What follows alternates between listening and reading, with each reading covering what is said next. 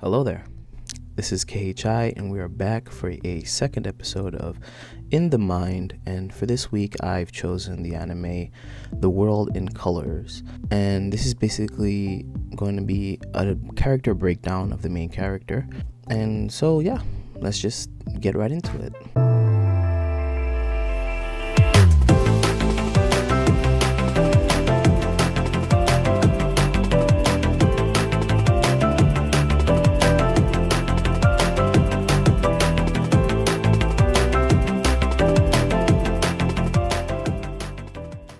So the story begins with us following the main character towards a place where you traditionally go to see fireworks in the summer in Japan. And when she arrives there, we notice that she is unable to see any colors. A few things ensue, and her grandmother sends her back to the past. Did I forget to mention that this has magic in it? Yes. She was abandoned by her mother when she was a very young girl, and she was raised by her grandmother in her magic shop where they sold magic. Yeah, everybody knows about the existence of magic in this world, and it's a normal part of everyday life. And so she's sent back in time to the time where her grandmother was still a teenager. And then the story continues from there. The main character, whose name is Hitomi, is unable to see any colors whatsoever, and as such this makes her a very depressed person. And she's not accepted by anybody else at her school because she's bad at magic, and she hates all magic. She's very reserved, but throughout the story, as she makes friends for the first time, she opens up, and I feel like she represents what it's like to be a teen, you know, when you're new and you don't really feel like you fit in, but then you find people that you actually fit in with, and you're able to get friends. So that's enough for the character breakdown. The World in Colors is a pretty layered story, but I'm going to be focusing mostly on Hitomi's character and her psychology as opposed to everybody else's, because I could go on and on for an hour long about everybody else's psychology. So for now, we'll move on to the moral of The World in Colors, which is, those who walk alone find no joy. The way this applies is, if you think that you can live your life by yourself, then you are completely incorrect, because humans by nature are social. Everybody knows this. But a lot of people like to think that they could live by themselves completely alone. And this will affect your mental state. You will be depressed. You will be unable to move forward because you will still be in a period in your life where you needed friends. Hitomi has a particularly harrowing past. And as such, this made her seal away her emotions, made her seal away her feelings towards people, and it made her self-isolate and retreat into a bubble. Once you get into that bubble, it's really hard to get out. Everybody who's been in a similar situation knows about it. However, Hitomi feels like she's alive whenever she can see colors in one of her friend's art pieces. And the only other place Hitomi has been able to see any colors was in a book that her mother read to her when she was a kid.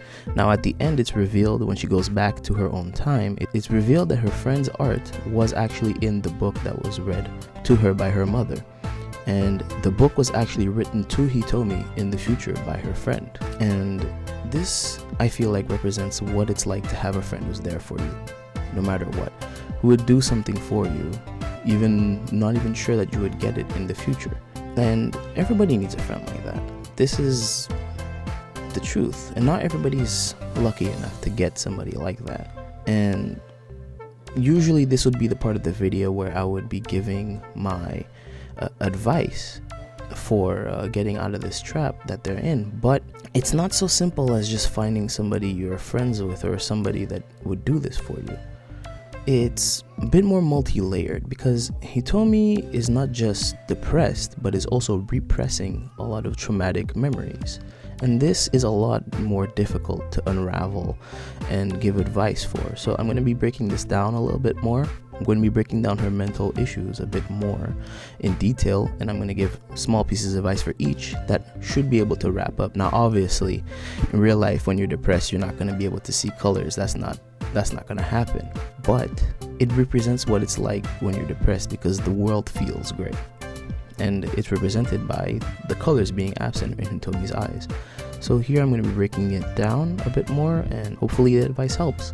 So first of all, we're going to go down to the root of the issue, which is she put away all of her memories of the traumatic experience. She repressed them, and she projects it onto the world by not being able to see color. The lack of color also shows that she doesn't have emotions. At the very beginning of the anime, she doesn't have any expressions or any feelings that she shows on the outside because she's repressing them all. And as she becomes more and more closer to her friends, she actually starts to feel things. So as for treatment, the only way for you to be able to even start moving down the path of recovery from repressed emotions would be to identify it. If you're not able to actually pinpoint the memory in question or the experience in question, you'll be unable to actually move on. If you're able to pinpoint it, the next step is to pinpoint the emotion attached to the event. For example, if you were yelled at as a young child and you remember that till this day, what exactly did you feel then? Probably fear, probably sadness that somebody you love was yelling at you. Because the thing about a young mind is when you're 40, somebody calls you ugly, you brush that shit off. But if you're young, what feels like a pinprick to a 40-year-old is like a stab wound to a young child. The smallest thing can trigger a repressed memory in a child, and this is beneficial for anyone, even if you don't have any trauma. Identifying anything that happened to your past, identifying the emotion attached to it, and then moving on is very important. If you're able to place your emotion, now that you're older and you know how to deal with such emotions, you'll be able to pinpoint it and move on. You'll be less likely to glomp onto it for the rest of your life. And that's the first step to fixing Hitomi. The second step to fixing Hitomi is changing her social awkwardness. She obviously has no desire whatsoever to have any friends, and obviously this isn't a bad thing, but as demonstrated by the ending, the only way for her to recover was for her to actually have friends. And so without those friends, without being able to make any, Hitomi, who is the person in question, would not be able to move on. And so in order for her to move on, or in this case for you to move on, you need to have a friend who's going to be there for you in thick and thin, who's going to help you. Making friends obviously isn't very easy for some people, but everybody has at least had one. If you haven't had one friend, then you've probably been living in a bunker your entire life, because it's very difficult for you to not make any friends. Even with the other people who don't have friends, more often than not, y'all are going to gravitate to each other because birds of a feather flock together.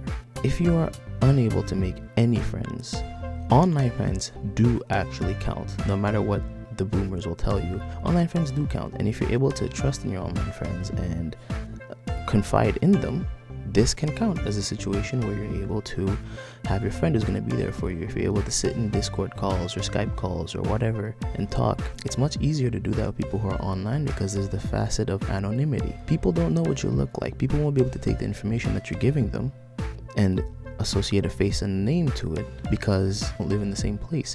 More often than not, you live towns or countries apart, and this makes it easier for you to give information like that away because you don't particularly have any stake in it.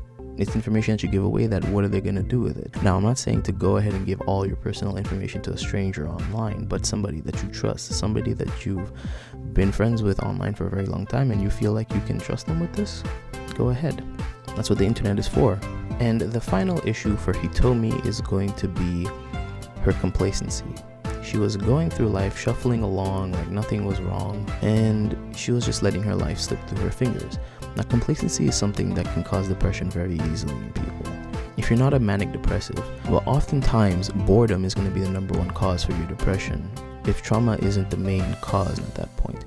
Life is simply just too short for you to shuffle through it not doing anything, because before you know it, it's going to be over. So living your life to the fullest, getting out of your comfort zone and doing new things is often always going to help with depression, along with exercise and going outside. Sunlight is very important to your mental state. The majority of depression actually happens in the winter when you're less likely to go outside because it's cold. Going outside, trying new things, getting out of your comfort zone running around. All these things help a lot with complacency caused depression. Those are the 3 advice points that I have for today. To sum it up, you need to get out of your comfort zone, come to terms with your issues by analyzing, accepting them, and using your newfound emotional maturity to deal with the emotions attached to the events. And instead of putting it away and running away from your issues, you should embrace them and face them with the full maturity of the age that you are at now. So this has been Kurai Hadaichi, and thank you for your time.